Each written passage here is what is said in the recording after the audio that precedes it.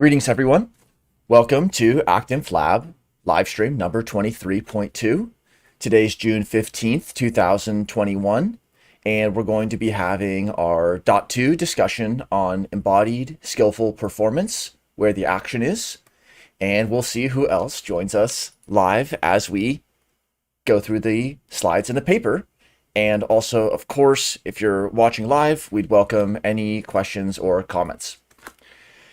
Welcome to the Active Inference Lab, everyone. We are a participatory online lab that is communicating, learning, and practicing applied active inference. You can find us at the links that are on this slide. This is a recorded, greetings, Dave. This is a recorded and an archived live stream, so please provide us with feedback so that we can improve our work. All backgrounds and perspectives are welcome here, and we'll be following good video etiquette for live streams. We're, again, on June 15th, having our second group discussion on embodied skillful performance, where the action is. So this is sort of our jumping off point, and let's see if we can make it a skillful one. Today, the goals are really just to be discussing and learning, to be hearing the questions and points that people found really interesting when they were reading the paper, as well as see where our discussion can spontaneously go as, of course, participants join and leave. And hopefully we get some fun questions from the chat.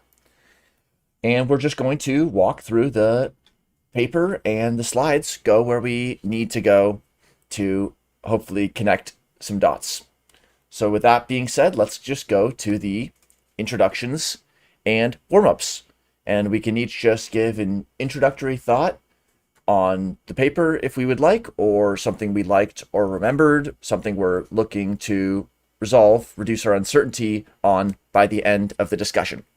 So I'm Daniel. I'm a postdoctoral researcher in California, and I'll pass to Dean. Hi, I'm Dean. I'm in Calgary, and I'm becoming a more embedded personality in this active inference lab world. And I'll pass it over to Stephen.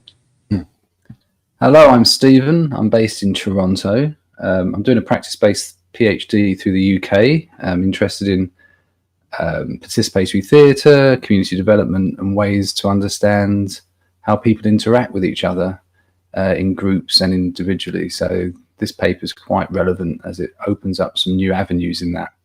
And I will pass it over to, is Dave here? Dave, hello, Dave. Yeah, Dave, if you can speak. Otherwise, no worries. Maybe you're just listening in. So maybe just a quick question. Stephen, where do we see the connection between skillful performance, which is often thought of like motor, and bodily? How do we connect that to social practices, which are amongst bodies and use verbal behavior or symbolic behavior? Yeah, I mean, this is kind of a question I think that's arising more and more as people are trying to question psychology or community psychology, which works on the individual, or sociology, which works on this sort of mass of people.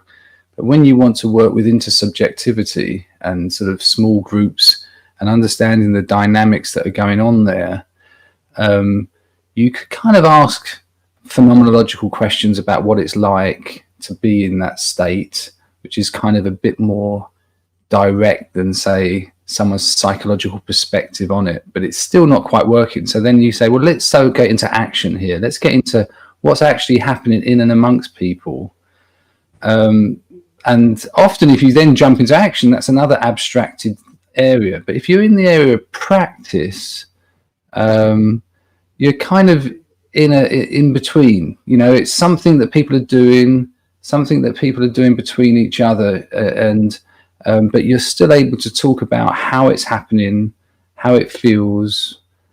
So I think that that this question of practice then, you know, takes you into the sort of areas that get used a lot in arts practice, theatre practice, all these types of areas. So I think it's quite a nice nexus that's normally a bit impenetrable. Cool. It makes me wonder, do groups have skill, or is skill something that only bodies have? So you see some football team or basketball team do some very coordinated play, or two dancers that are improvising. Is that able to be reduced entirely to the skilled embodied performance of individual bodies? Or is there a way in which we could talk about a group embodying skillful performance, especially because so many performances, I mean, except for what, stand-up comedy, a few other things, they're a group, and then even those individual performances are in feedback sometimes with a group. It's just different roles. That's a good point, actually. I mean, I think that's really the exciting field of practice that's going to be growing over the next while. And I sense that it's almost impossible to get that from a snapshot. You have to have something that's been progressing over time to get, or let's just say, I don't know whether that's true, but I sense that there's more use in understanding how things change over time and getting the dynamics than there is trying to analyze a snapshot. Dave, if you have any comments, you can unmute and I'll see it. Or Dean, any sort of just opening thoughts? How does this .2 meet you today? Well, I'm going to come at it from a little different angle. So I think that word between is a huge, it's the thing that befuddles us, and yet it's the thing that we probably want to know the most about. And in this idea of embodied skillful performance, I was going to actually ask the author some questions around how she relates it back to sort of the parts of the brain that resolve these problems. So is it a spatial relationship thing like what the hippocampus tends to provide us some insight on, or is it a caudate nucleus thing which says that we sequence everything out and we turn left, we turn right, we release the ball? And I was just curious about which, because those two things work, but when one is on, the other one is off. There's kind of a binary relationship between those two parts of the brain. And so I wanted to kind of figure out how that toggling back and forth is part of this skill that we are witnessing. Nice point. There's the more cognitively driven versus almost the more bodily driven, and then that handoff is where we see skillful performance, and that's where we see choking. It's where we see all these dynamics between cognitive processes and action processes. Okay, we see another Dave. Dave, if you want to give any thoughts, just feel free. Yeah. I was just listening in. Thanks. Nice. Right on. That's the real OG way to listen in the Jitsi rather than in the live stream. Yeah. So we'll see who else joins in today, but that's a great question about the brain pieces. And then I always think about other species, like if insects can have embodied action, and that seems pretty fair to say, can they have skillful action? And how would we know? And then if they do, the layout of their brain and body is so different that it wouldn't map on, they don't have a hippocampus, they don't have a prefrontal cortex, they have other brain regions. So we don't need to get too locked into one implementation of these processes based upon human neuroanatomy when we know that there's other neuroanatomies that can deploy similar processes. So it helps us keep an open mind to the multiple realizations of active inference or of embodied skillful performance because of just the diversity of evolutionary systems. Let's take an overview at the roadmap. This paper has a form that we've seen several times before, which is in the first half, taking some non-active inference body of research. So in this case, it's skillful performance and optimal motor control theory, and investigating with a critical lens this previous body of research to understand what is it really saying, or what are the assumptions. So in this case, there's this instructionist assumption, implicitly or explicitly, that's drawn out through the exploration of previous approaches to skillful performance. and specifically the motor representations and motor commands that are implicit in optimal motor control theory. So that's part one. Part two goes from optimal control to predictive coding and active inference.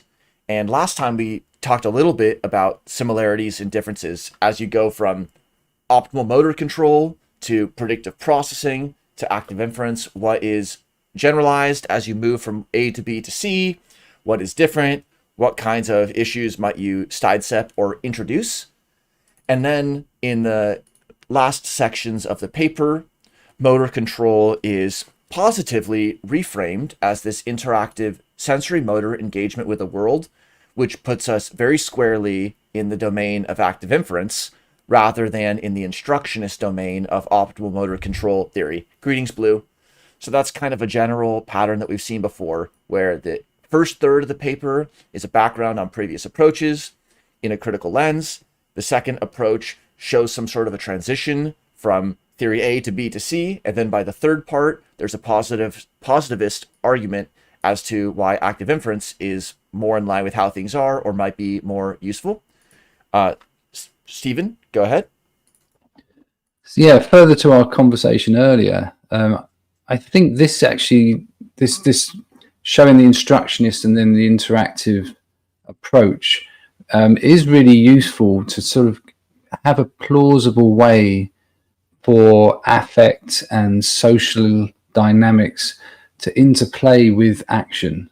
Because when it's under an instructionist model, it is kind of hard to imagine how that kind of mechanical, almost message passing type of approach can integrate into our sort of social dynamics. Whereas the interactionist approach does give that.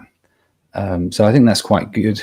It can frighten people off because it brings in this other philosophical piece, which I think a lot of people will be like running away from at first. But actually, it does offer a more humanizing or biological way to engage. Cool. Let's just go there. Blue, of course, raise your hand anytime you want to add something. But this instructionism versus interactionism, I think, is a big piece that we'll walk away from this 23 with. It's something that we can take on in the case of embodied skillful performance, but I think we're going to be able to apply it to education. We're going to be able to apply it to team collaboration. And so we can definitely return to this distinction between instructionism and interactionism. So Stephen, just from, your experience with drama or other kinds of work, do you think how do people implicitly use instructionism versus interactionism, or what kinds of scenarios support or constrain instructionism versus allow for interactions to emerge?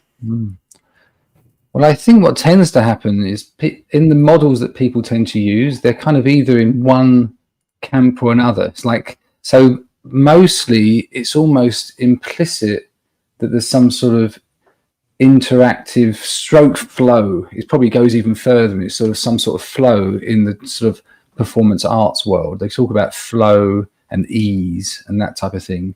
And what's also interesting is, I know they talk about this in the Michael Chekhov acting approach, is there's always this battle between ease and form. So a dancer gets more form, they get more technique, they get more proficient at their technique, but they might lose their ease that you have as a beginner. So you're forever trying to add more technique without becoming this kind of rigid automaton, So I think there's that kind of side to it, and that whole area, they just go off, and it's kind of, it just takes care of itself, but it becomes a little bit of a silo in a way. And then you've got people working in more straight activity theory, Vygotsky, kind of much more like what activity happened when, and that they are also in a bit of a silo. So I think that you tend to find that and different areas, they are a little bit siloed in their approaches to sort of get round some of these challenges. So I think that the way of trying to break beyond what you can analyze, which often you have to look at instructionally, because you kind of have to break down things into steps. But that doesn't mean you need to keep it in a stepwise form in terms of how we understand what people really do. So there's this kind of, I think there's this kind of gap that this will help to make plausible. Interesting there, how we capture the utility and the apparent advantages of instructionism. Some of them are written here, like the ability to separate different instructions. That seems pretty important.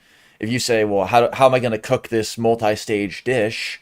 And someone just says, you know, here's all the ingredients and here's all the behaviors, but I'm not going to tell you what order to do what in. If we can't separate and sequence events, then it's going to be hard to carry out a performance correctly. You can't just switch the order of musical notes in the sheet music.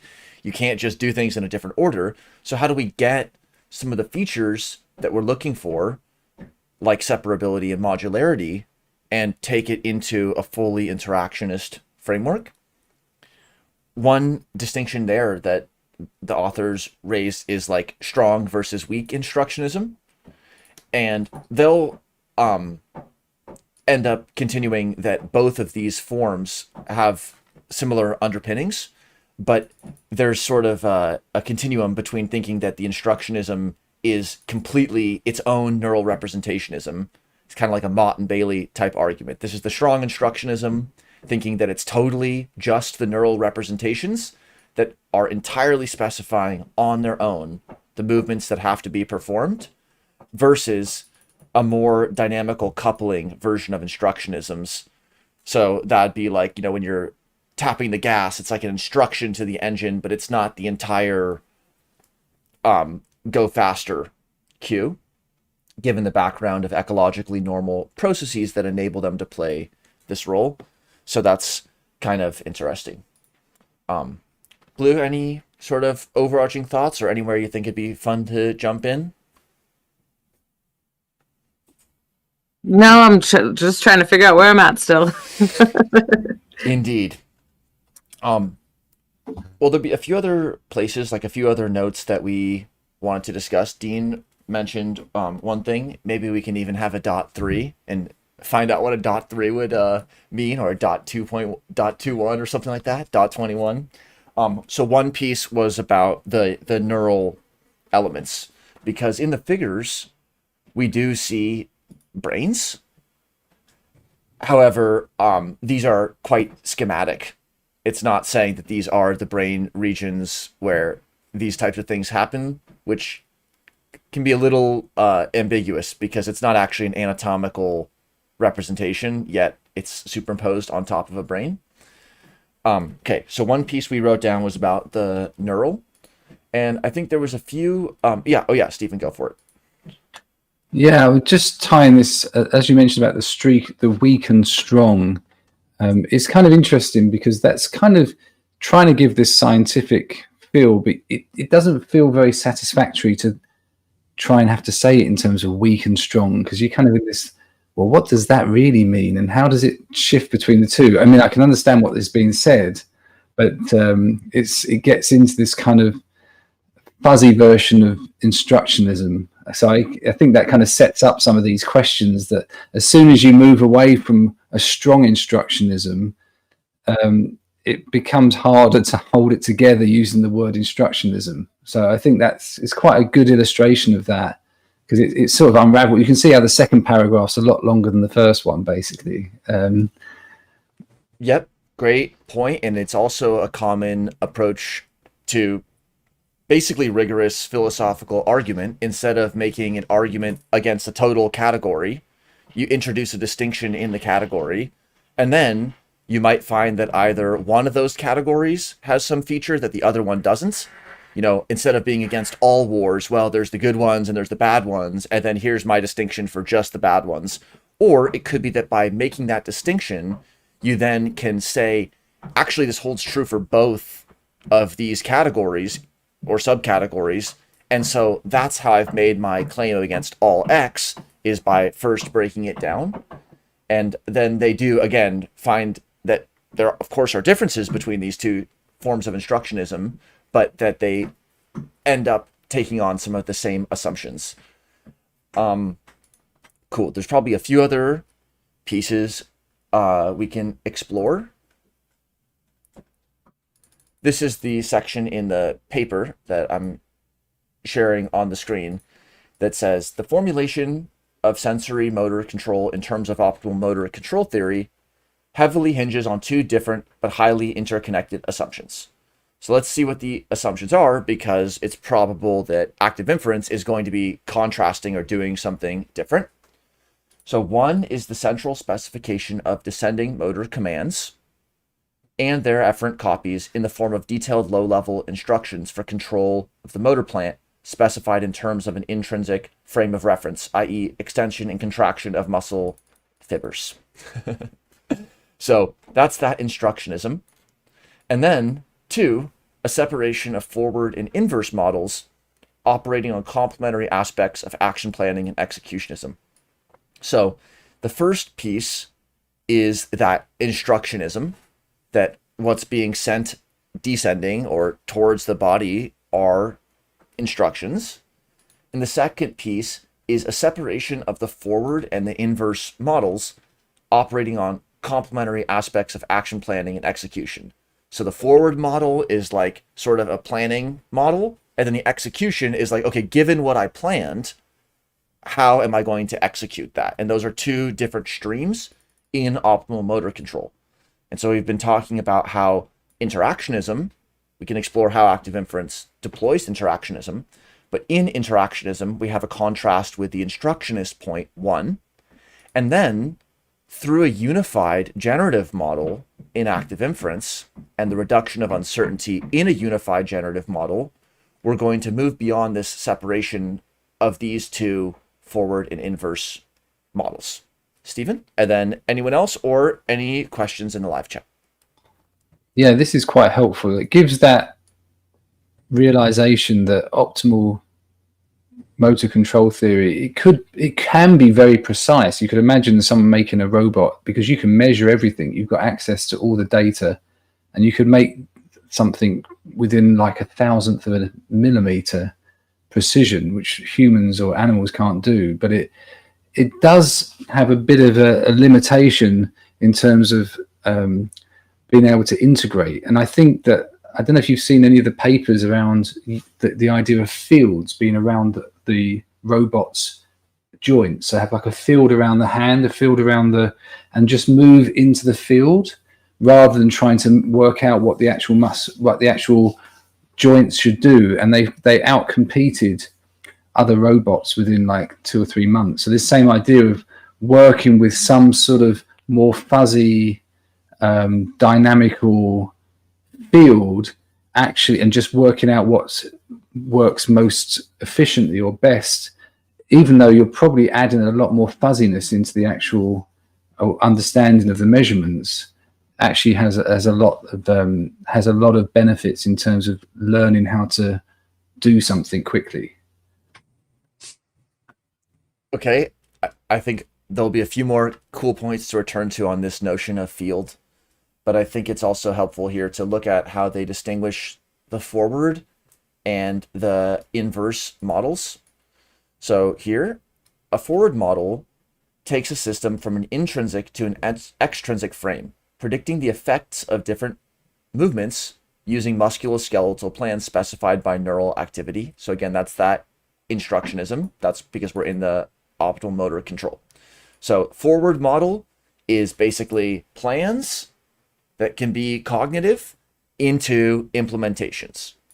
That's the translation into motor commands and their consequences.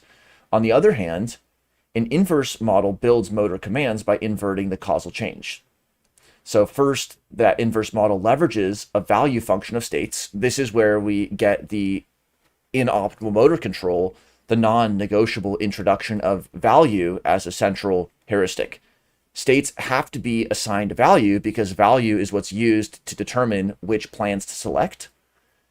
And that leveraged on the value function is used to form a mapping from desired target states, which again is built into active inference in a sense, through the preference over certain types of states, but the desired target state has to be specified in a slightly different way as an actual preferred state rather than over a preferences over states in this optimal motor control framework. And that's in the coordinate system based upon the external consequences of movements. So I want my arm to be at a 90-degree angle. And then that is translated, or it's mapped to a set of intrinsic coordinates in the space of muscle fiber activations. Like my arm is at a greater than 90-degree angle, so that needs to map to activation of bicep firing patterns so that the arm can contract, so that the angle is smaller. And that's why frameworks based upon optimal motor control are sometimes characterized in terms of force control, because all the motor commands specify is muscle forces and joint torques.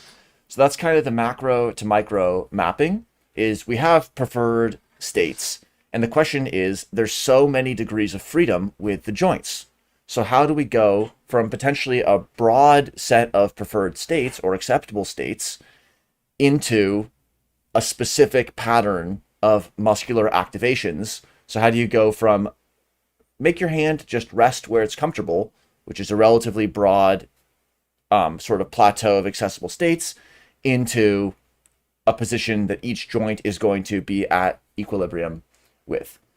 And the two of these assumptions that we've been exploring here, so again, one, the Instructionism, and two, the separation of forward and inverse model, that architecture induces the assumption, or rests on the assumption, that valuable states, is what causes action.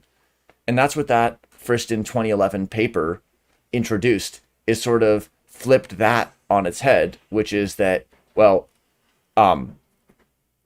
in models from OMCT, sequences of action are selected according to the value function of their states. So value is something that's cognitive and then induces action, but that gets sort of flipped in the 2011 perspective because value is a function of the states, not a cause of them. So, yeah.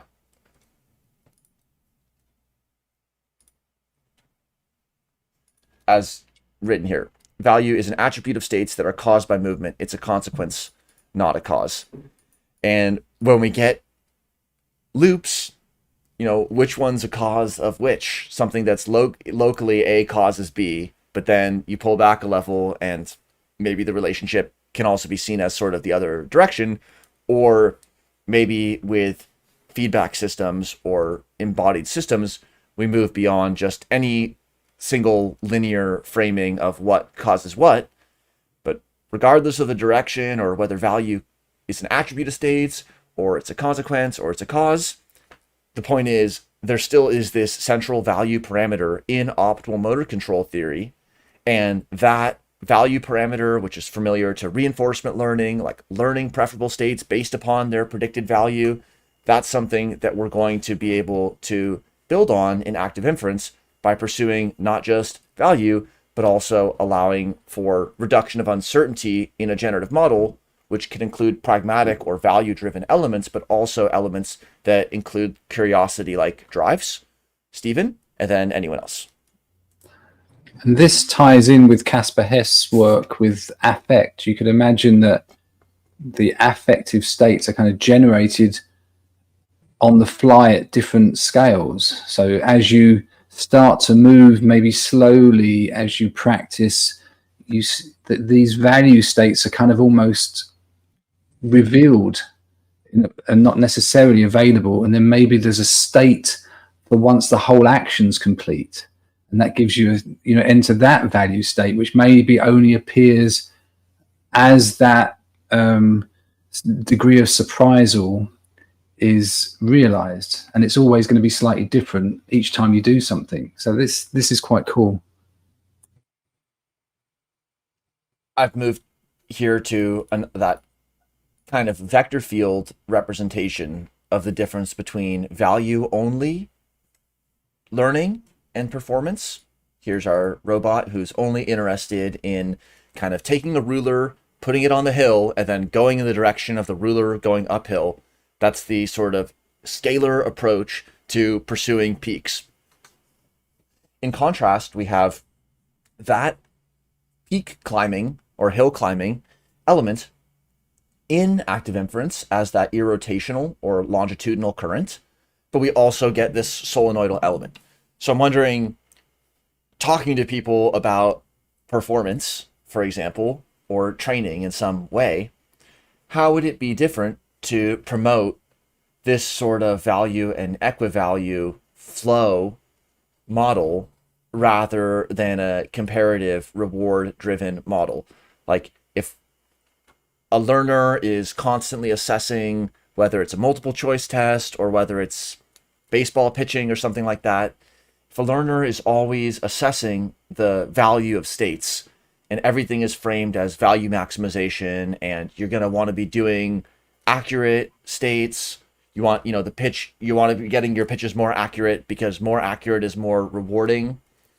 I'm just wondering how it changes training or the experience of practice to know that there's times when one is pursuing value, or that in the long range pursuit of value can be achieved through this rotational or exploratory element. Blue, and then anyone else? So just talking about pitching specifically, like, yeah, you can, hit the bullseye, right? If you're going to pitch a ball, you can hit the bullseye, you can hit the target, get it right over home plate.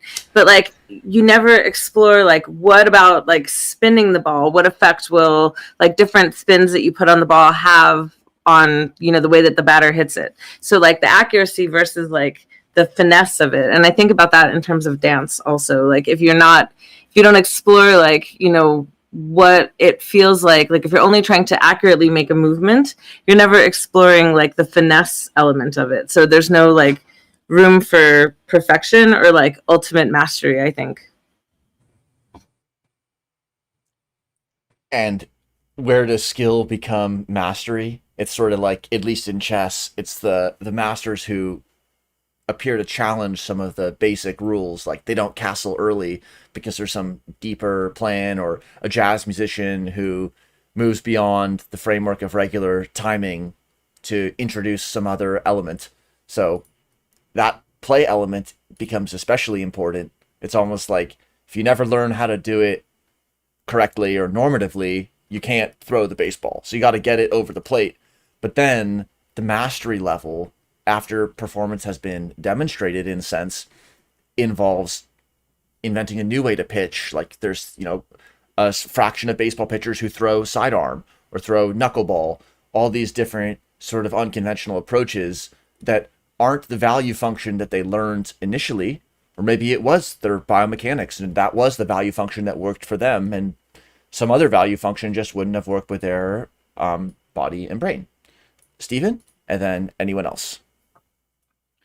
Yeah, thinking from the perspective of coaching, because so my supervisor works a lot with systemic coaching and performance coaching, is this becomes a more unifying approach. It might be for specific things. Optimal control theory is quite useful for just unpacking something. But if you want to look at performance coaching more broadly, or developmental coaching more broadly, and how they relate, this could be useful. And I'm just thinking about Christian Eriksen, the soccer player. I don't know if you heard, he collapsed during the Euros and his heart stopped, and all the team were around him and then they had to play the game in about an hour's time. Now, their ability to perform was going to be very hard. It's not a performance coaching question at that point. There's these other dynamics going on. And I think that this ability for active inference to at least unify how regimes can change and how it could be the environment, the system, the emotions, all these things are quite useful. Thanks, Dean. Yeah, I appreciate what you're saying there, Stephen. I aside from the step-by-step part that I think the caudate nucleus tends to perform when we're trying to climb that little mountain there robotically. There's another factor here I think that's kind of interesting, and that's if it's embodied and it's skilled, there's probably three kinds of math at play. There's the materialization, the how, sort of the engineering of it. There's the what's in, what's out, what's superfluous, and what needs to be an element within the performance. And then I think what this paper does in the interactionist piece is it brings the probably into the conversation. And I think you need all three kinds of calculations in order to be able to get a real grip on what's going on. Maybe not an optimal grip, at least a fuzzy grip on what to do next. I think if you only have two of those elements, you've got the perfect conditions for an instrumentalist approach. When you add the probably, whether it's Erickson, what did he text or email all of his teammates and said, go finish the game. We got to finish this game. And I think Stephen's right. You can give it an instruction to your teammates and say, I'm fine, but you just had a cardiac arrest. And we probably aren't going to be able to wipe that from our memory in that moment. And so it's a little bit more complicated when we add probably. But I think we need probably in order for it to be interactionist. So that team, like in the middle of the game, the personnel of the team changed. In the individual story of motor control, it's like, but that's not between you and the soccer ball, so why should it change performance? But when we have the deep generative model of the individual that includes affect, that's one way to get to the loss of a teammate influencing performance. And the second way would be to actually genuinely allow teams to be skillful performers, in the sense that there's a distributed cognitive process on the team, just like there is in the body. And so they actually changed. And whoever steps into that person's position on the field, they're going to have a different approach. So it'd be like switching out, one arm for another arm, or one forager nestmate for another nestmate. It's going to change the emergent properties of the group in a way that's an explanation at the group level, rather than requiring to come back to just the optimal motor control, value-driven, instruction-guided of a body. Blue? Yeah, just the probably is like what gives active inference its power, right? Like probably if I don't eat breakfast, I'm gonna collapse in the middle of a field, or playing a game or whatever. So when you have that probably, it allows you to guide all of your actions toward a given intention, I think. Thanks, Blue. Stephen? Yeah, and I also think when probably, because probably is often is still in that value world, probably I will get this gain or that gain. And when the word uncertainty is put in, uncertainty is a much scarier word than probability, right? Because it's like, it has that risk component. So it's really interesting, like you say, that we tend to say probably everything will be okay, but active inference is like, you don't know. It's all unknown to some extent. Here's another nice piece from the paper that I think can continue this discussion about probability, and maybe also how active inference reframes it. So the physics of flow embedded in active inference. Now, it's an ongoing discussion, exactly the formalisms that get us to a physics of information flow on sense, cognition, and action. So other live streams, other days, other years. But let's just roll with this physics of flow. It's accounting for sensory motor behavior to show that motion in a biologically realistic state space irreducibly includes two orthogonal kinds of motion, the irrotational and the solenoidal component. So that's what we were looking at here. This is a paragraph that's representing this piece. Instead of just value only, we have value and flow. And again, this is key to reiterate because it's something that isn't included in reward scalar representations. So the former, the first one, the curl free, is what allows the flow to climb a gradient towards more valuable or probable states. Now that's one of the head scratchers in active inference, that preferred states are likely states under an optimistic deep generative model. And that is the alignment that allows us to reduce uncertainty, and by way of reducing uncertainty, achieve our target outcomes.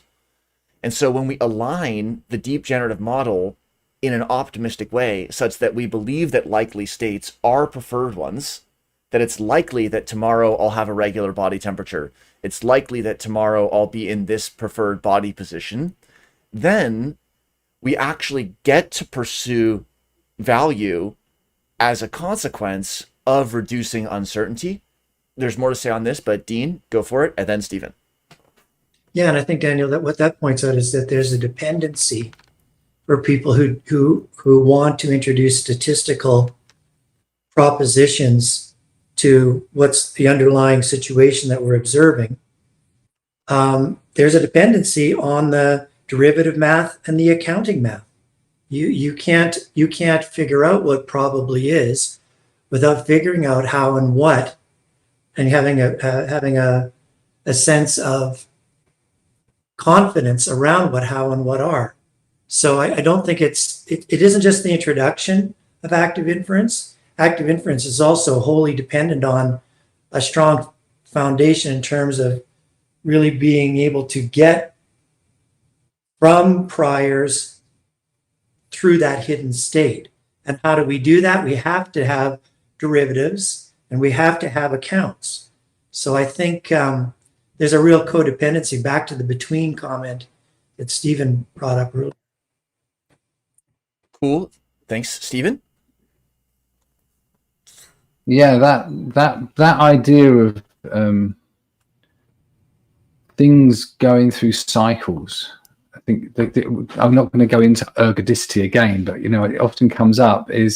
That's from what I'm understanding is pretty much not present in optimal motor control theory, because it's about, you go there and then now you have a vector, and that vector is a thing, and that thing gets optimized, but you never have that thing. I think, like Dean was saying, there's that kind of in between, and you're kind of holding that in between, but that only makes sense if you keep revisiting the in between. Like, if you need to have ergodicity of whatever. I mean, that's an open question again for another day, but there's some way that you're revisiting this understanding, because otherwise you've got no way to make any sort of information gain or information extraction unless you have a revisiting to compare. Interesting. And it's one of the key pieces, again, that we reduce our uncertainty and achieve preferred states through that process. I'm just imagining, something from organic chemistry. It's like, you want to study up, cram for your final at OChem, you want to pass. So are you going to take a reinforcement learning perspective or an active inference perspective? Well, the reinforcement learning perspective is like saying, you'll get the big reward when you pass.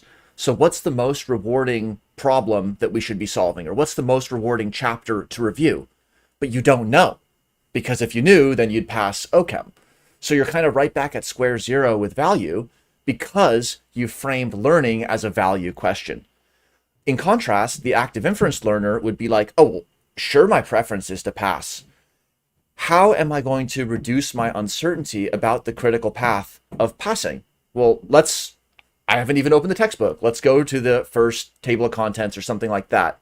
Like, reduction of uncertainty gives a first step, and then it even allows for, okay, maybe that wasn't even the right first step, or maybe that was a good two-step path and now I'm ready to go a different way, but I'm trying to reduce my uncertainty about how to get to what I prefer, which is passing, rather than I've a priori valued this future state, and now I'm going to back propagate value at every single step of the line, and then I'm going to stress myself out if this specific chapter isn't maximally rewarding, because everything, again, has to get reduced to value in this value is everything framework.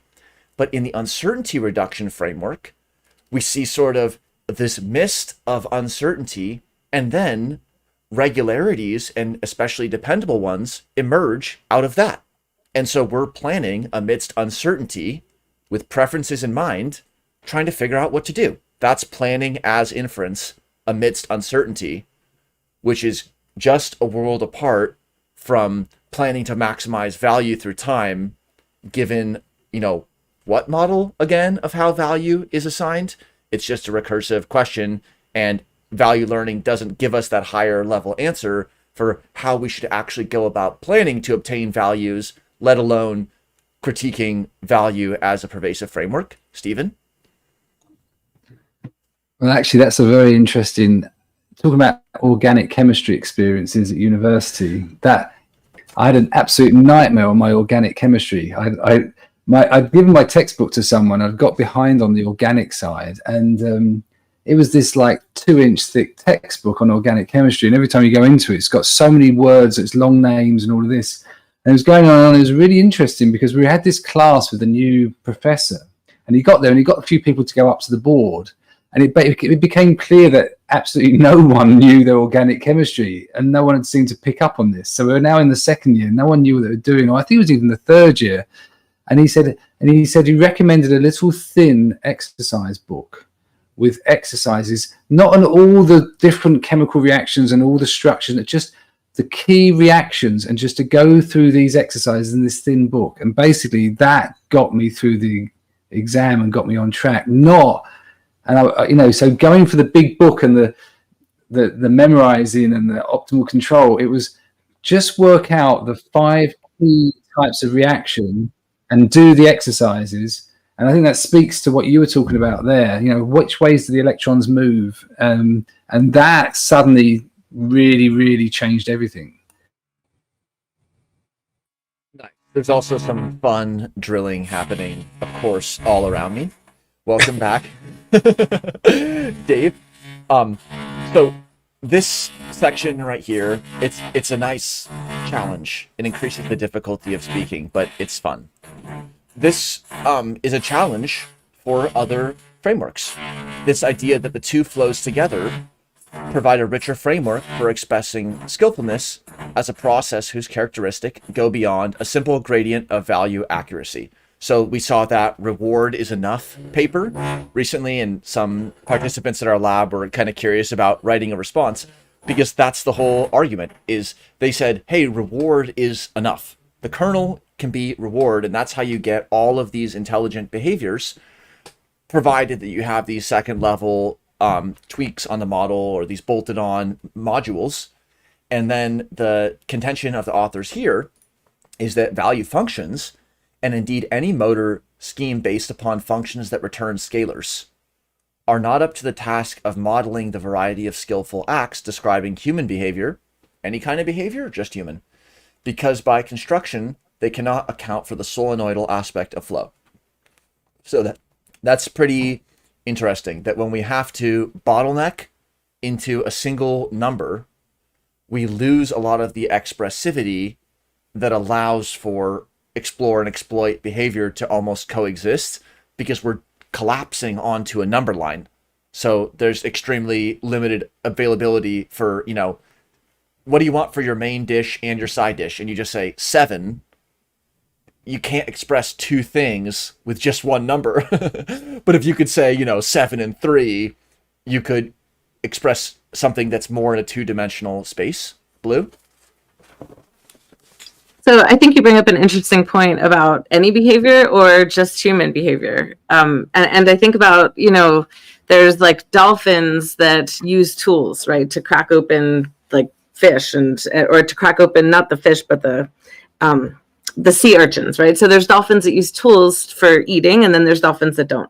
And so is there, and like this is like a hereditary, like it's an example of cultural evolution in dolphins, actually. So it's hereditary, but only because it's passed on through learning and social learning, right? So you bring up, and then we saw the motor plant, right? Like the motorized plant. Like, does the plant learn where how skillful performance? I mean, is this a skillful performance on the part of the plant? So it's a really interesting question whether, we think about active inference as applying to all non-equilibrium steady state systems, but does this maybe apply only in the human sense of movement? Or what about tribes of humans? What about in a nomadic kind of population? Would this apply there also? Cool. Here's another nice piece in this section that I think will be useful for us to learn about. So technically, it's easier to read when it's already been written, when you're getting the drilling experience. That's when it's the hardest to skillfully improvise, but reading is a little easier. Technically, active inference extends popular predictive coding models used in neuroscience, where perception, critical only perception, is cast in terms of prediction error minimization. So that's the classic Rao and Ballard 99 paper. That's sort of a mega citation, and there's a huge amount of subsequent work. And predictive processing or predictive coding is just looking at the relationship from sense to updating of a generative model of sense. So it's a signal processing framework, and this is something I know that Dave is a big fan of. Oh, so you know how it's drills and hammers. I know that Dave is a fan of talking about the signal processing and the audio processing roots of active inference. So this is just on the inbound, just from sensory information to estimates of that generative model, of that generative process of the sensory data. The active inference framework extends this account of predictive processing to model motor control and explains action selection by appealing to the minimization of divergence between predicted sensory data and actual sensory data. So here we have the exact same divergence minimization. It will sound better on the live stream, my Jitsi colleagues, don't worry. It's the same divergence that's being minimized, which is the difference between observed and expected sensory data. So in predictive processing, it's about sense and perceiving sense, and so you want to minimize the divergence between what sensory data you expect and what you're actually getting. But active inference adds inference, planning as inference into the loop, and explains action selection also in terms of the exact same divergence goal of predictive processing, which is again to have your observed sensory outcomes come into line with your expected sensory outcomes. Dean? Yeah, I one of the things I used to share with people is, so today I'm wearing my Murder of Crows t-shirt because I used to study a lot of Corvid behavior, and even though there's still some question as to what sort of verbal cues what instructions corvids are able to share, because they are social animals and they are problem solvers. But you don't have one corvid standing to the side as another corvid solves a problem, giving them instructions. So I think it's kind of interesting when we're looking at this behavior question, whether we're the only species that are actively inferring. Because I think that there are other species out there that you could make a case that they are doing that probably form of questioning and answering as well. It can be tools. It can be based on social constructs. It can be based on caching, so deep memory. And again, there's a dependency, I think, for behavior that uses active inference to also have some grounding in how and what. So I don't think that active inference in and of itself will allow us to minimize anything unless we have the derivative and the accounts. So I think it's a virtuous triad here, but I think what this paper is trying to do is get away from the idea that all problems can be solved with only two kinds of math. Cool, thank you. Stephen? Yeah, further to that point around, what humans do or animals do in general is, you could say optimal control approaches, maybe it's only really humans that can apply that extra level on top as this kind of constraining kind of deductive idea, and every other organism is really working with this kind of flow. I mean, if you see a squirrel trying to run up a tree and between trees and chase another squirrel around the trees, it's quite phenomenal just how agile they are and the speed they can work at. And so there's some sort of skillful performance that they've got. So there's this interesting thing whereby you've got this, we see optimal control as more straightforward, but it basically, it's almost really optimal control just isn't implementable in practical terms. It's almost, it's a what you could say, it's a non-ergodic deductive extra that humans bring to the table to explain the mechanical world that they're bringing to bear in some way. So it's kind of interesting. It just happens to be that was the first explanation we had for this type of stuff. Nice. So let's think about what active inference is and then see who might be doing it or what might be doing it. So again, the core idea is that rather than selecting commands, the organism in active inference is inferring what it must or should be doing under this same imperative of predictive coding, which is to minimize the relationship, minimize the divergence between observed and expected outcomes through time. Crucially, this brings perception and action together in the same functional profile. We have them on a current sort of trading market almost. Like we can reduce our uncertainty through updating our model, and we reduce our uncertainty through action. So updating and action, or action and inference, are put on common footing. And it also explains some, so this is the sort of computationalist or algorithmic level, is we're making a sensory motor model that doesn't just have arrows connecting pieces ad hoc and saying, look, they're connected because I drew a picture. We're bringing perception and action together in a common modeling framework. And also on the neurological, it explains some of the similarities between the functions of sensory and motor cortices.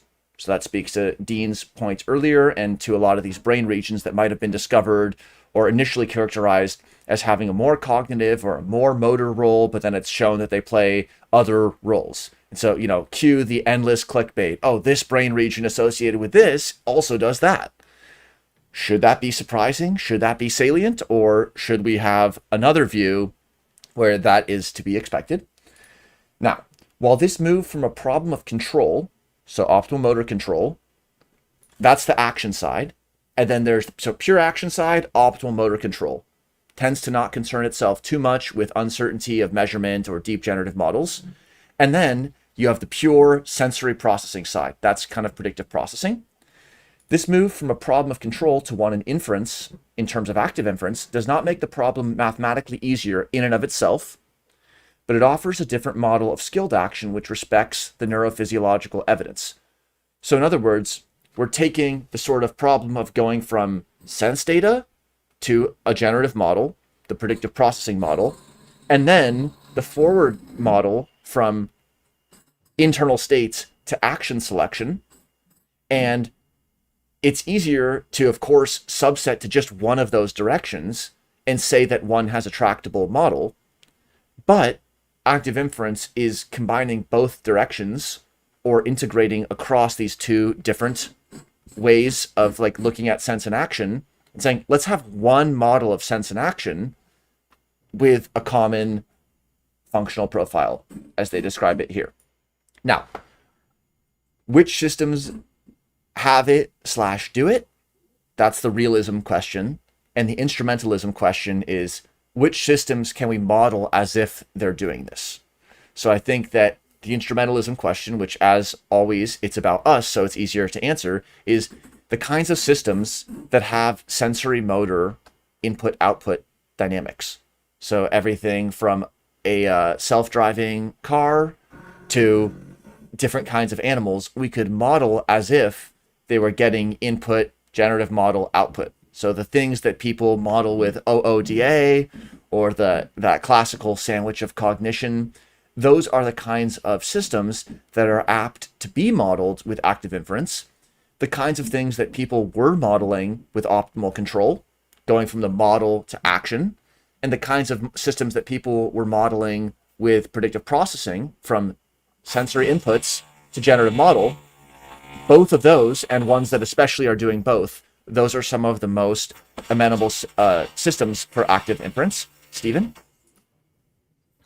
Yeah, I was wondering this idea of functional profile. I haven't heard that one before. It might be another one to think on the ontology that's been talked about. How have you seen that being used anywhere else in terms of active inference, functional profile? Good question. It doesn't seem like it's used anywhere else in this paper, and I don't offhand recall what other papers it might have been used in, but that's a great point and something to ask about. I think the notion of just function is a key one to follow, and how do we follow function? Yeah, go ahead, Stephen. Yeah, I suppose because this is talking about action, skillful performance, function it's thinking about functional as in how to achieve an action of skillful performance. So maybe that's how it comes in here. Whereas some of the other papers, there's no moving parts, so to speak. It's all information based in terms of, but I think it's interesting in terms of what that does or what it's trying to do. It's another way of trying to speak to something which is a bit bigger. That's one thing I've noticed with active inference. Normally things are trying to define what everything is. This one, it gives these pullbacks to like, okay, we've got a functional profile now that allows us to do X, Y, Z. But like I say, it does provide that challenge of trying to fit that into these other pullbacks that we seem to be keep finding appearing, like, the effective charge that came up in one. And so, yeah, I think that's a kind of an interesting question about how that fits in with other types of models or ways of translating between spaces or frameworks. Dean, thanks. Yeah, so I wonder, so let's just take that to its next logical place. So let's start with a functional profile, not necessarily work back, but is there some way for us to be able to identify what's in that profile that would allow for active inference? And is that something that is that dangerous or is that legitimate?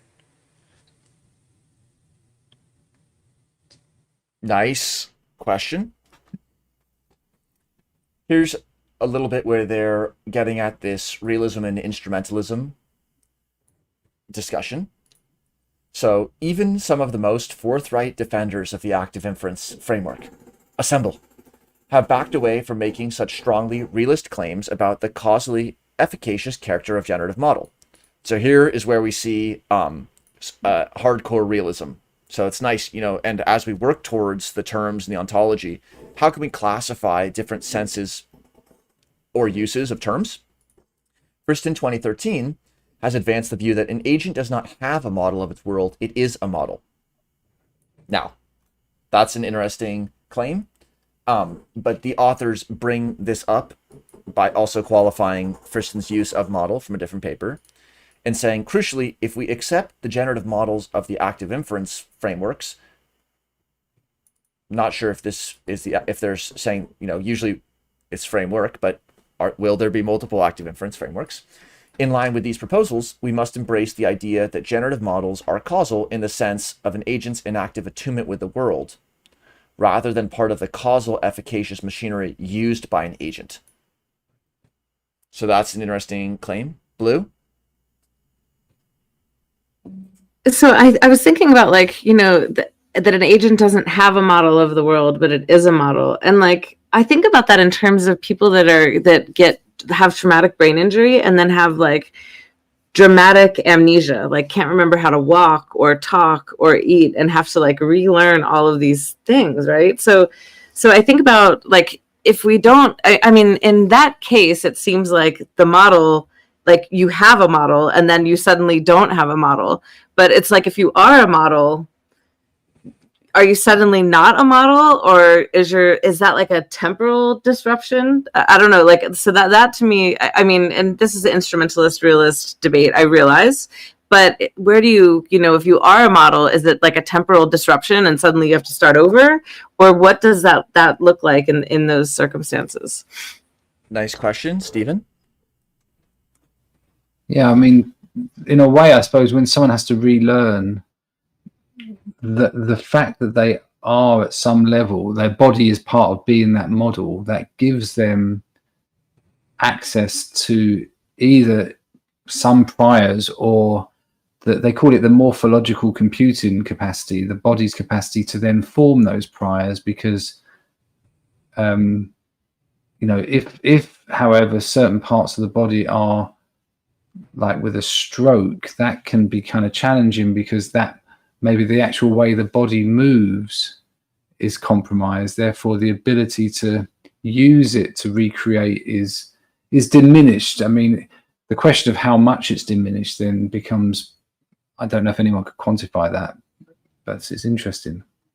It's a good point. An instrumentalist would say, well, yeah, the brain isn't, per se doing active inference. We're going to model it as such. But then when there is an injury to the physical system, then we say, oh, we're still just modeling it with active inference. We're just changing our active inference model, or has the actual system itself changed?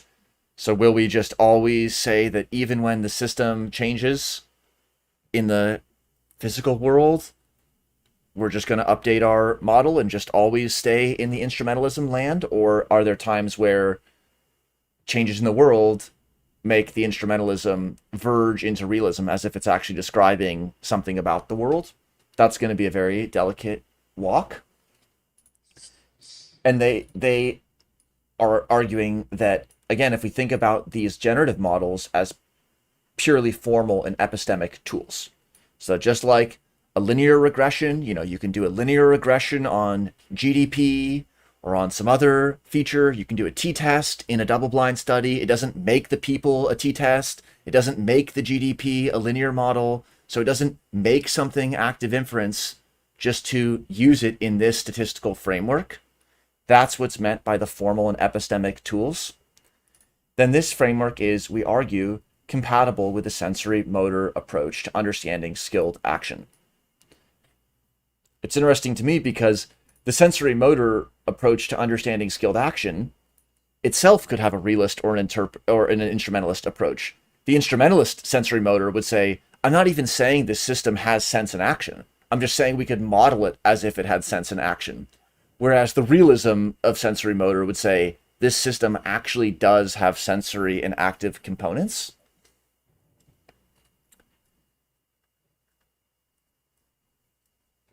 And also, this is another important note. The sensory motor view reflects a spectrum of ideas, which includes simple open loop sensory motor correlations, closed loop systems, regularities given a goal, and optimal sets of regularities according to a certain performance metrics. These can be understood using the tools of dynamical models of cognition, capturing the brain-body environment interactions in terms of dynamical systems, as opposed to assuming the agent is involved in symbolic computation. So it's almost like we see a lot of separation of the isolation of agency, or the delineation of agents, with agent in the niche and then the niche itself. So we see like agent and external, internal states and external states.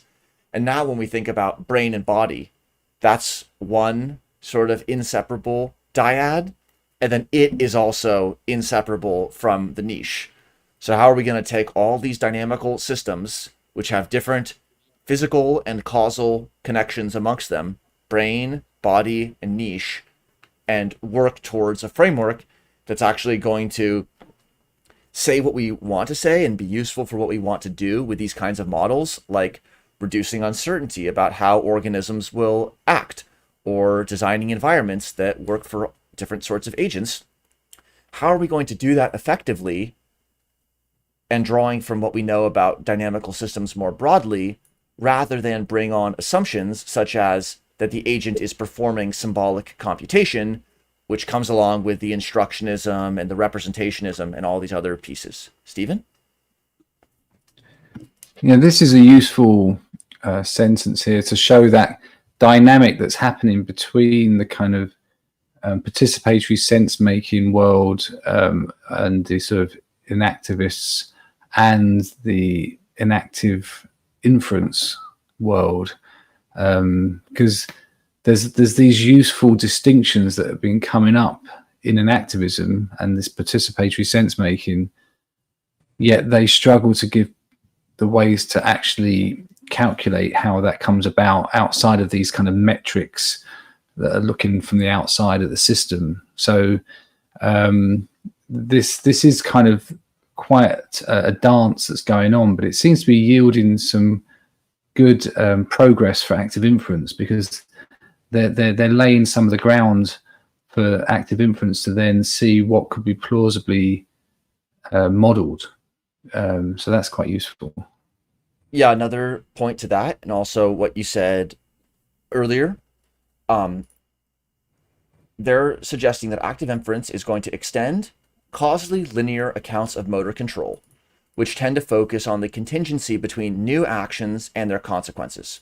So the loop there, which is hardly a loop, it's actually a line, goes from action selection to a new state. Like I want to grasp the coffee cup. How am I going to grasp? I grasped. That is the domain of many previous models, which is like from some sort of delta that needs to be accomplished to achieving that action, and that's where the model ends. Active inference, in fact, proposes a complementary view where predictions of expected proprioceptive states are not just seen as passive reactions to new motor signals, like in the coffee cup grab example, but as also triggering adjustable dynamic reflex arcs to generate new actions. So here, instead of starting from action to a new proprioceptive state, like I want to be in a different state, so I want to select an action. Okay, now my elbow is in the correct predicted proprioceptive state, so we're good to go. Here, we're starting with the updating of our proprioceptive state, moving to action selection, inferring our state. So action and inference, like the two-stroke engine, are now working together in a way where we can pull out a little local stretch that has the same functional features as this linear causative model above, because there's going to be some stretch where that action was performed and where the functional characteristics were carried out, but we're embedding that in a deep temporal model. And the temporal depth of this model confers a more active anticipatory role to proprioception, now seen in a causally circular model in line with the inactive and embodied approach. So that's that sort of rummaging around. That gives an anticipatory and active role for proprioception, not just a state estimate role for proprioception so that it can get relayed to the central headquarters, transmuted and sent back as an instruction. It's not like a central intelligence model of action selection. It's like an anticipatory deep temporal model that allows sense to be doing something slightly different. Stephen? Just a question. When it says new action, so new action in active inference is the new, guess, I suppose, of what the action state is. And then the new proprioceptive state, this is the interesting thing with proprioception, is that almost a guess as well, like based on a mix of sort of interoceptive data and other data, or not data, but other ways. So is it like a different types of guessing, or is one of them action, one's still being seen as perception in that loop? Good question. I'm sure there's a lot of ways to go about it, but one thought is even perception is inference. That's predictive coding. So our visual perception is clearly a generated inference. There's no blind spot, there's resolution and color in the periphery, where we know the anatomy of the eye doesn't directly support that, and so on. There's smoothness, even though our eyes are constantly saccading. So whether it's a proprioceptor or whether it's visual input, that is also inferred as part of the deep generative model. And so when there is ambiguous visual input or ambiguous proprioceptive input, for example, that in active inference is an opportunity for uncertainty reduction, rather than getting out over our skis with then saying whether that's a valuable or a less valuable state. We actually don't need to judge the value in a scalar framework of ambiguous versus unambiguous states, because we can just pursue uncertainty reduction and then also cast planning as inference and perception as inference. Does that make sense, Stephen? And then yeah, that's really useful, and I think it's like what you're saying there. That also brings in the idea of temporal scale. So there's with vision and with this, there's what's going on below at greater speeds and flux than we can know, like the saccades and the way those saccades then get put together to be this kind of joined up smooth perception of vision.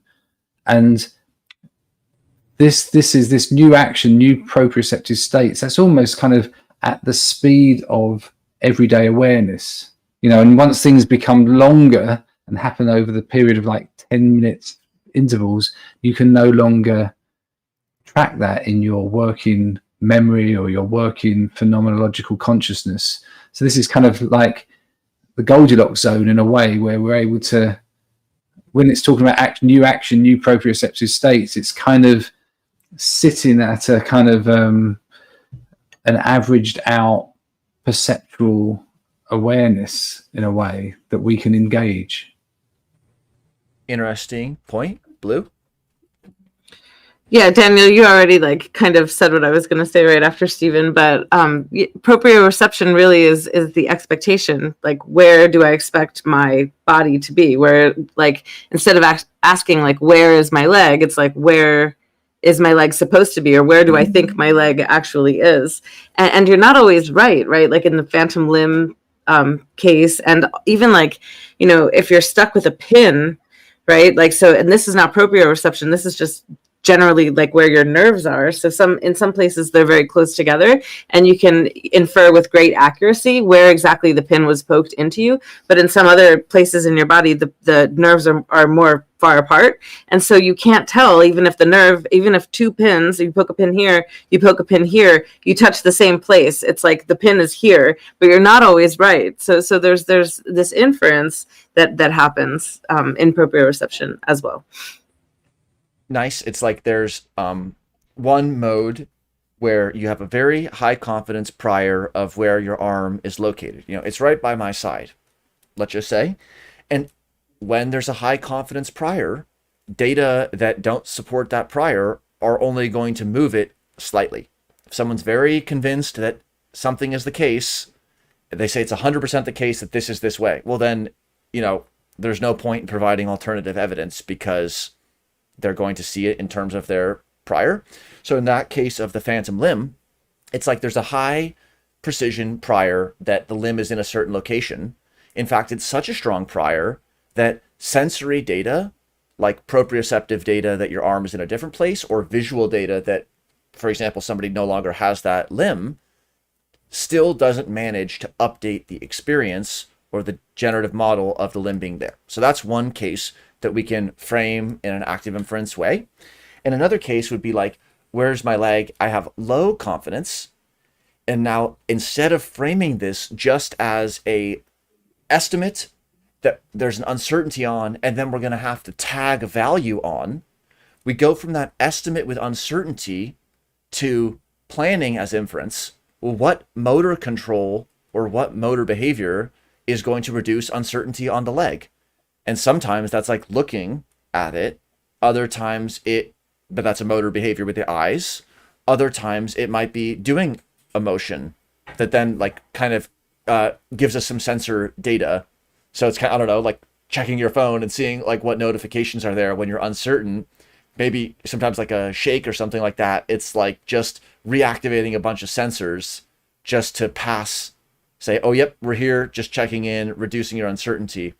And so the state estimate, even when there is uncertainty about it, we can reduce that uncertainty through action selection rather than just being trapped in a framework of like, okay, I'm not sure where it is, and now I'm not sure whether that's rewarding or not, and now I'm not sure which path to take that's going to be most rewarding.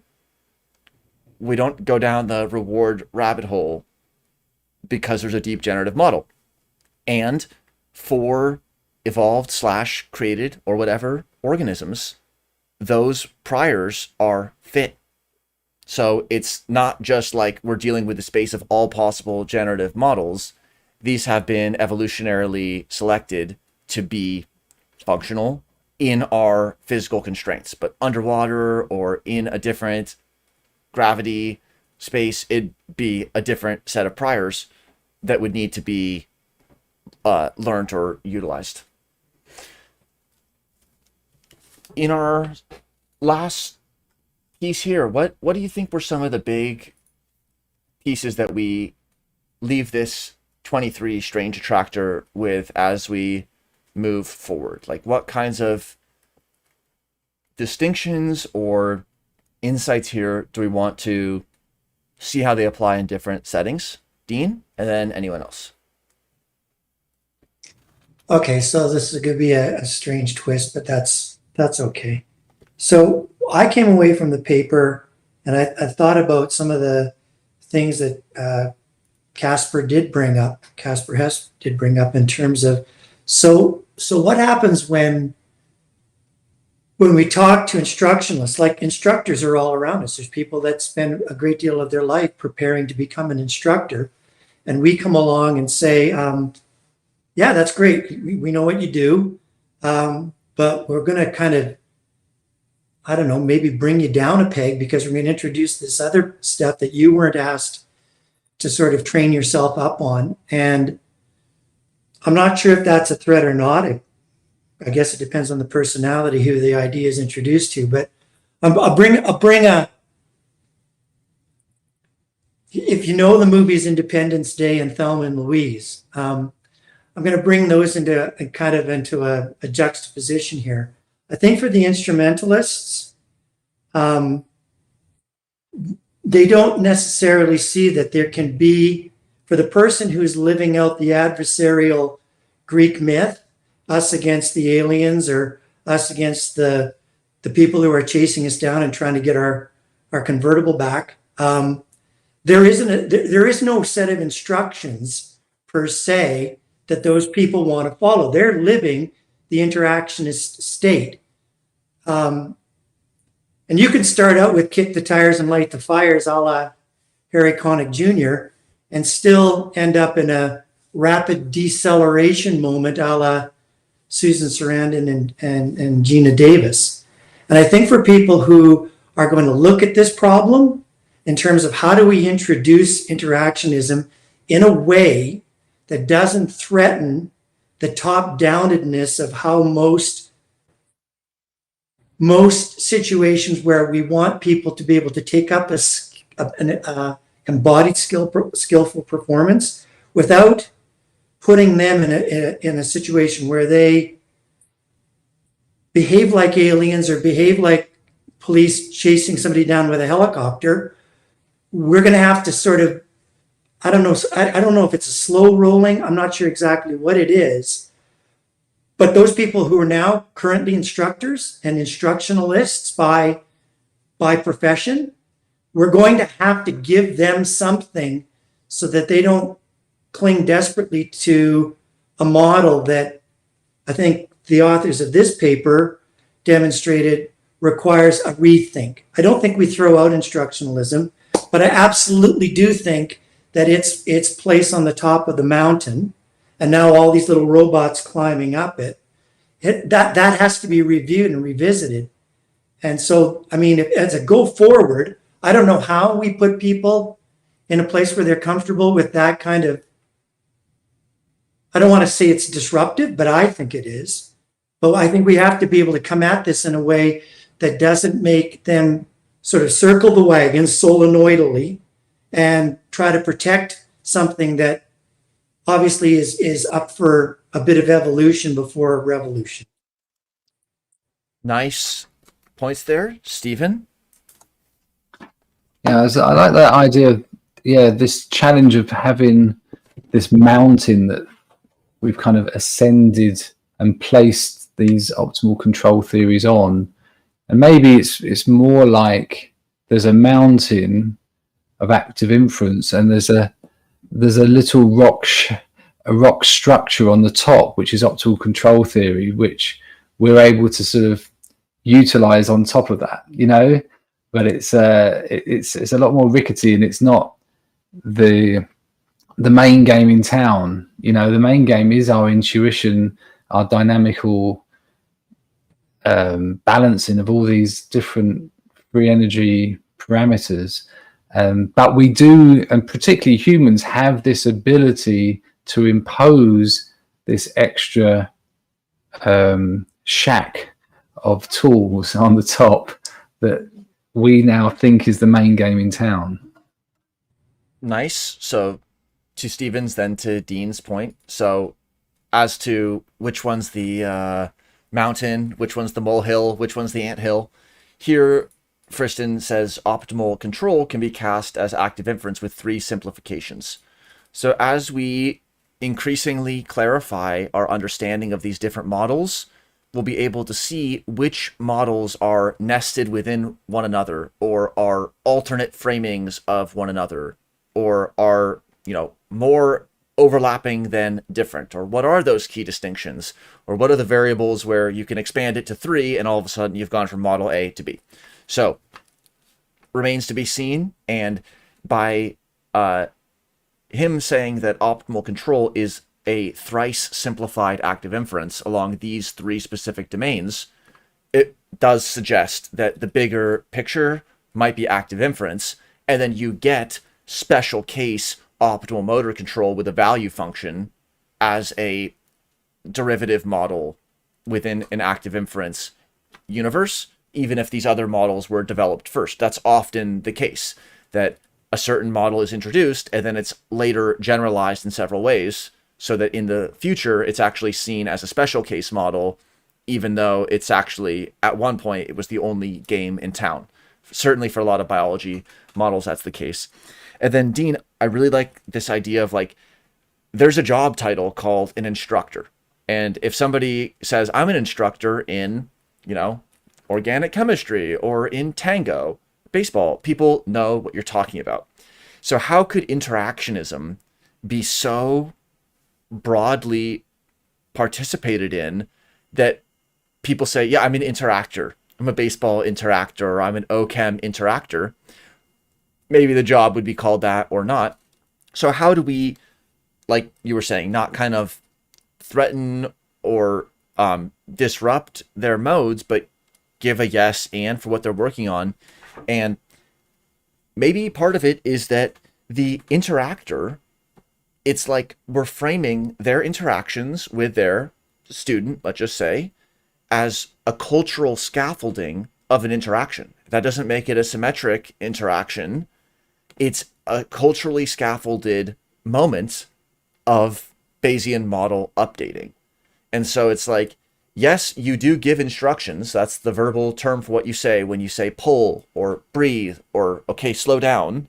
You can still give instructions. We're not saying that that is not part of your toolkit, but let's more broadly look at your interactions with this dynamical system as doing what you want to do. And maybe it'd be enough just to push them to that edge of the hill and just say interactions are a broader way than instructions. Would you want to reduce everything you do to just barking instructions? Or sometimes you lead by example. Other times you show wordlessly. You don't need to frame your interactions as instructions.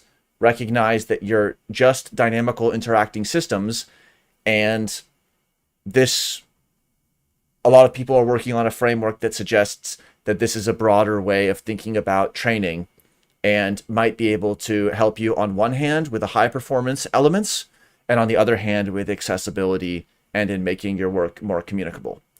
Not sure about that, of course, but just one way to go. Stephen? Yeah, with the idea of roles and how people look at performance in roles, this really comes back to coaching again. I mentioned that earlier. Is coaching came out of the need to supervise therapists and how they could be guided in their path as they were supposedly helping the people that were needy. They needed guidance, and that same idea now of coaching rather than teaching or instructing, and while they have their role as giving the formal documents that you might need and providing the bigger narrative and giving certain tools, you within that there's this idea of, okay, what types of developmental or performance interactions can be nurtured and cultivated. And I think this actually really can tie into the kind of pragmatist social constructivist approaches that coaching is trying to work with, but it gives it a bit more does actually give it a bit more meat without becoming too complex, which I think previously a lot of the active influencers may be a bit too abstract. But this is starting to show a bridge there of why coaching at different levels can, and positive psychology more broadly, can have a role. Okay, great. Thank you, Stephen. Dean? Yeah, Stephen, I appreciate exactly what you're saying. I think to get to a place where interactionism is no longer threatening, people have to want or appreciate that you can be a subject matter expert and a prediction matter expert. And I'm not sure. I think there are some coaches who are both. But I sort of transcended that and got into the wayfaring thing, because wayfaring imposes a prediction aspect to this. Now, I can't predict for you whether that running jump shot that you make, I can't be in your ear. I cannot coach you to take that shot in that moment with that much time left on the clock. In fact, if I do that, I'm probably adding impediments, and I'm actually being an optimal controlist, micromanaging you, and whether you make it or not, it's not about me. It's about whether the ball and the basket arrived at some sort of outcome that we both want. I think that that's part of how we get people to a place where their dependency on their subject matter expertise doesn't overwhelm the fact that for these performances, there is a predictive element. And so we have to sort of give that equal billing. I don't think we have to overbill one or the other. It's back to the between. And that's a prediction matter expert. And again, I don't know if it's a role being a wayfarer, because you're in the boat with that other person, right? It doesn't matter whether you're the one saying, okay, well, I'm getting a sense of the direction of the current right now, and the other person's looking up at the stars. You're working together. And so everybody brings their expertise. And I think that only materializes if we can include something with the subject matter expertise. Culturally, yes, absolutely, there's huge cultural piece to it. But I think you can be a coach and not necessarily be a wayfarer. But I think if you're a wayfarer, you have to bring a predictive element into it. Otherwise, you're not being a wayfarer. Interesting. That having an integrated way to talk about goal and process and interaction with a niche, interaction with your co-wayfarers, just like your example with a movie, is the map app going to tell you which directions to take? That's kind of on the instructionist end versus are you on the run? So anywhere you go, you're just not following instructions. You're just negotiating sequential interactions and reducing uncertainty in a way that isn't just looking down at the application and seeing which way to turn when. Nice. Yeah, and I'm glad you picked up on the map going out the back end over the trunk of the car. Exactly. Oh, you're reading it. Oh no. Right. Cool. Well, Stephen, yes. Yeah, just one question. Wayfarer, is that like a particular sort of approach? Is like an orientation based or Well, you're on your path, and how are you faring? How are you feeling? Okay. Right. It's not just wayfinding. It's not just the discovery piece, but it's, so how does that make you feel being in that uncertainty space? Because again, if we're going to close the loop, discovery will eventually loop back around to recapitulation. And then, all right, we're open systems that are constantly closing these loops. So how does that make you feel? Right. Got you. To connect that also to John Boyk and second order science, as well as Bucky Fuller in TrimTab, when we're the rudder, we need to act in an anticipatory fashion. So that's kind of like first order cybernetics. The rudder has to turn before you hit the iceberg. You know, you got to find a path. So pathfinding and that whole notion of anticipatory control comes to the rudder. And the trim tab is the little rudder on the rudder. So it's anticipating even the anticipatory nature of planning, because you have to turn that trim tab even before you turn the rudder. And so here we have, instead of a sort of mechanical model with recursive levels of rudders, we actually have hierarchically nested priors. And so it's a little bit like higher and higher level priors that, in one sense, when you look at one iceberg and you try to tell a story by backfilling what happened, they do act in increasingly anticipatory ways. But then when it's seen as just part of the wayfinding of the ship, they're all in a cyclic feedback with each other. And it's not like one is really upstream of another, but there are certainly pieces doing different things. Cool stuff. Any final thoughts or questions? I don't see any other questions from the live chat, but another interesting and surprising .2 as usual. Does anyone have any final comments?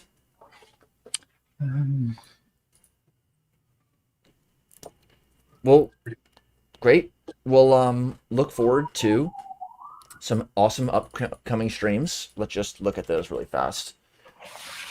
Next week, on the 21st, we're going to have our symposium with Carl Friston.